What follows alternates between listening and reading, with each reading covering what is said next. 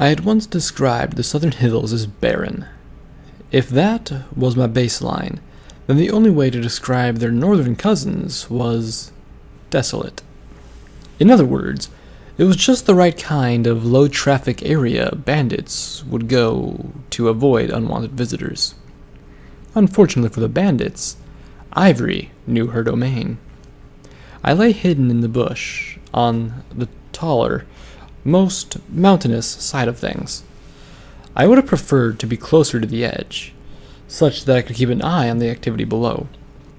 But this resilient little patch of greenery was the only hiding place within a mile, and while the Pegasus sentries looked pretty bored, I doubt that she'd have appreciated it if I had just strolled up beside her.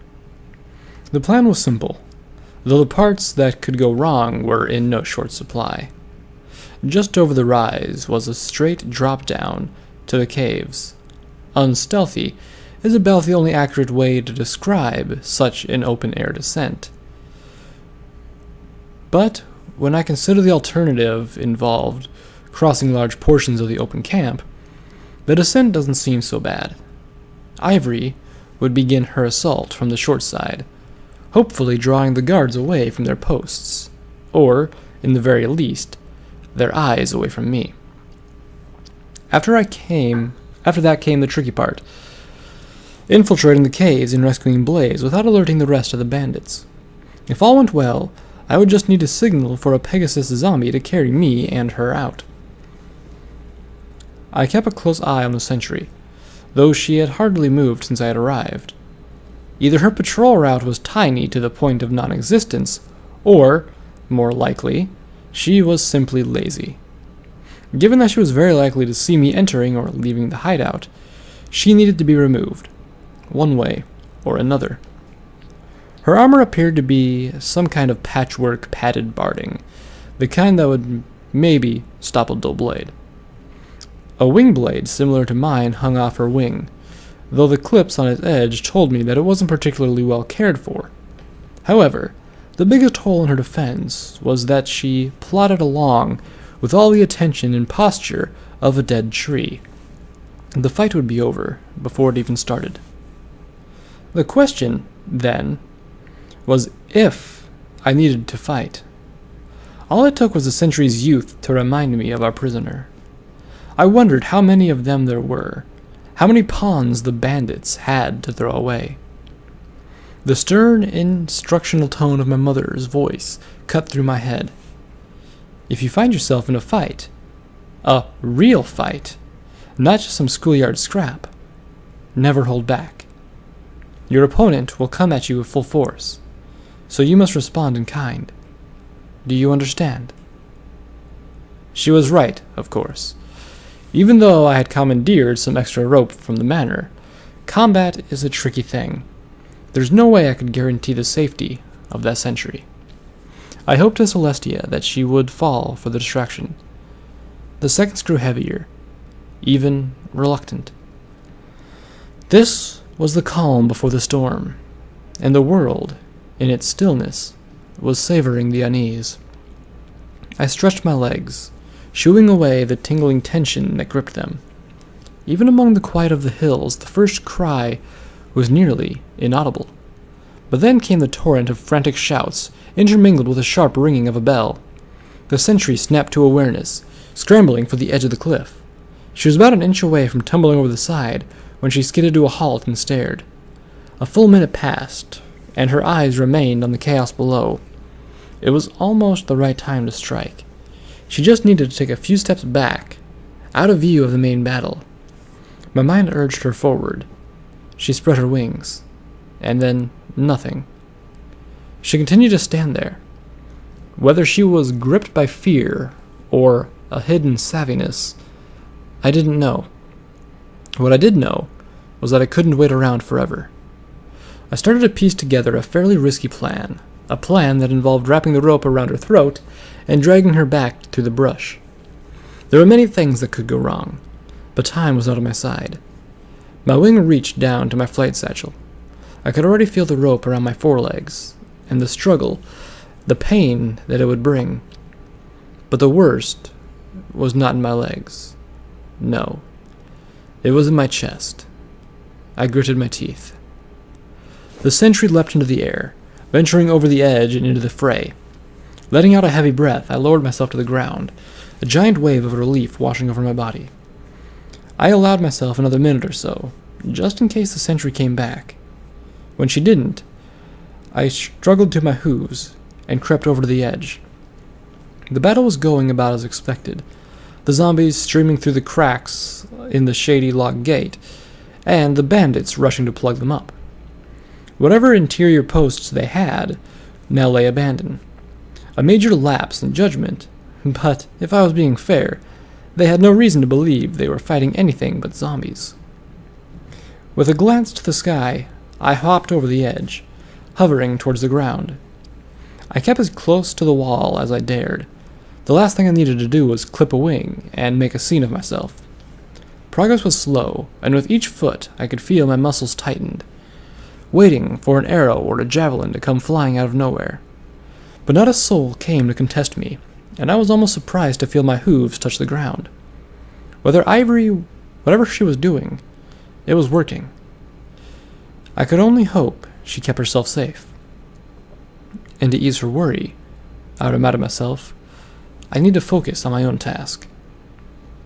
Before me lay the lowest tunnel on the right and a potential maze of a hideout.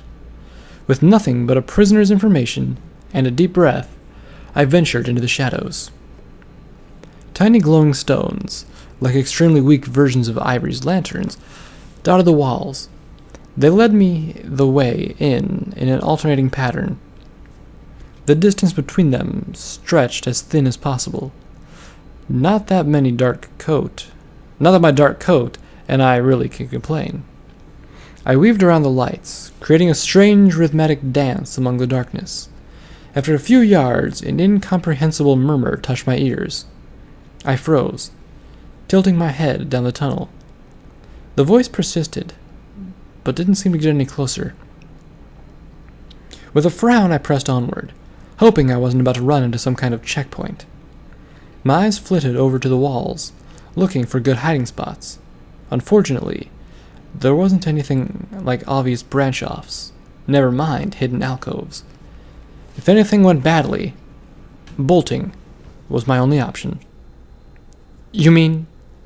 The voice was definitely feminine, and if I wasn't hearing things, it had a scratchy, sort of beaky quality to it. Gate. Sent help. This one was a younger and male, with a tinge of nervousness. The third voice carried a deep bass that I easily recognized as the fake Necromancers. Swear, take care of her. My word. The tunnel finally broke off to the left, although it was not the end of the hall turn I was looking for. A somewhat stronger light, like that of a dirty lantern, fluttered across the floor and up the wall. I wagered the voices were coming from that branch, which meant there was very little chance of me sneaking past unnoticed. I slid up against the wall, hoping they would decide they had better things to do than stand around. I poked my head forward, just enough to get half an eye of the room. A lantern sat in the middle of a crude round table, illuminating its occupants and the tables around them. The fake Necromancer, who was wearing his robe, stood beside a young, muscular earth pony. The earth pony wore a set of saddlebags that shifted with his nerves. Across the table was a griffin who, best I could tell, had a cloudy blue-white coat with brownish flecks. You better. The griffin spoke low, almost growling, as she wrapped her talons around the edge of the table. Then maybe the family can forgive your failure. Yes, ma'am. The fake Necromancer answered, but this was not the intimidator from before. No. There was a hint of desperation in his voice. He turned and strode towards the darkness at the far end of the room, the earth pony close behind. I furrowed my brow, but after a few moments of squinting, I thought I could make out the outline of another entrance. Hey! The griffin's voice cut through the silence. Leave the packages here, you oaf. Yes. Sorry, ma'am. Sorry. The earth pony doubled back, hastily slinging the saddlebags onto the table. The two hurried out, leaving the griffin behind. She practically tore the flaps off the bags and rummaged through them with focused intensity. Finally, she pulled out a rolled-up scroll and unfurled it. She spent a good few minutes reading it, before letting out a "Pfah! Bureaucratic dickwad." She scowled and tossed the paper onto the table before sulking off. With the way clear, something took hold of me. I crept into the room, ears swiveling as I made my way towards the table. I kept low, with the shadows beneath the furniture. When a minute passed without anyone's return, I darted over the table and snatched the page. Glancing nervously around me, I held the scroll next to the lamp. G. What's taking so long? Ponies are getting restless. Finish the job soon, or there'll be no payment. P. I blinked. So, the bandits are taking orders from someone important at that, which explains their persistence. But why? Who would have such a stake in a backwater town like Pasture? I glanced at each exit before sliding the letter into my flight satchel. Poking through the saddlebags next, I came up more or less empty-hoofed. They contained a random assortment of foodstuffs, but nothing else. The only interesting part was that they weren't rations. They were packed goods, wrapped up marketplace style. It was all speculation, but a couple thoughts raced through my mind. The first was that Pasture was constantly being infiltrated by bandits, which, after seeing the militia, would hardly be a surprise. The second was that whoever their contract was likely meeting them inside the town proper. Returning the bag to its previous position as best I could, I slipped out of the room with my prize. I had a pony to rescue, after all. The hallway was pretty much abandoned, and stayed that way. While I continued to advance with great care, that left, then third right came, and went without so much as a peep. But that was the easy part. It was very unlikely that the prison guard, or guards, had abandoned their posts. Barring astronomical luck, remaining hidden would be impossible. I would have to disable them. I flexed my wing-blade wing. I came to a ramp, the top of which was quite chunky and uneven, as though whoever created it couldn't decide if they wanted to build stairs or not. It snaked a couple times before leveling off. The room was almost totally bare, with nothing but open space and a few of those glowstones along the walls. A single metal door was fixed to the far wall. Even at that distance, I knew there was no way I was opening it without a key. A muffled crunch pulled my attention to the right. A vaguely quadrupedal black blob charged towards me, the features of a pony coming into existence as it left the shadows. It held a shaft between its teeth, angled such that one end was pointed straight at me. My reflexes sent me low and to the side. The earth pony's short spear cut through dead air as he drove it into the wall. The screech of metal scraping rock, as well as the shower of stony shards, filled the air. Circling around, I brought my wing blade slicing through his barrel. He hastily shifted, and my blow fell short, slashing across the top of his flank. He let out a muffled grunt as he pivoted his head, bringing the butt of his spear towards me. I stepped back, and the earth pony's wagon swished past my muzzle, finding the wall again. Seeing an opening, I darted in, pressing my blade down against his shaft, pinning it in place. He struggled to pull it away, to put it between us, but it was too late. He left his throat exposed, and then it was over. He made this horrible hacking, gurgling sound as the spear clattered to the floor. His legs thrashed while he crumbled to the wall, leaving dark streaks across its uneven surface. I wanted to look away, but I couldn't. He was my opponent, and leaving my back open could be a fatal mistake. My wing quivered as I kept my blade level with him. I watched his eyes grow hazy, the rise and fall of his chest becoming more erratic and slow, until finally he lay motionless in a pool of his own blood.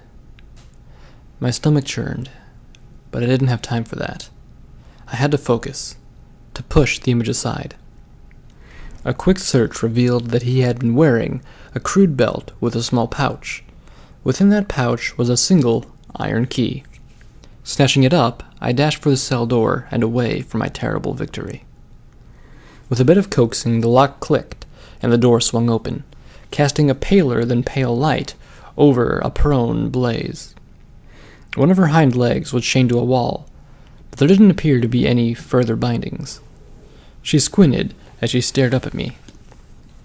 "Come to make another deal? Stop wasting your breath. Sorry to disappoint you, but I'm not your captor." I lobbed the key in her direction. "You?" "Yes, me. Has come to rescue you. Now hurry up and free your leg. I'll keep an eye on the hall." And with that, I turned my attention outward. The wall had taken more of a beating than any pony, and that much noise was unlikely to go unnoticed by any stragglers. The shackle clattered to the ground, and I threw a glance back at Blaze. She was already on her hooves, limping over to me, hind leg half dragging behind her. I raised an eyebrow. "You okay?" "Like a sleeping leg won't stop me," she boasted. "Right. Now, let's get going before—" I snapped my mouth shut as the unmistakable sound of hoop steps trickled to my ear. The fake Necromancer disembarked from the ramp, a demonic red radiating from under his hood. I heard a half gasp, but it quickly morphed into a low, malicious chuckle. "Hello, Necromancer."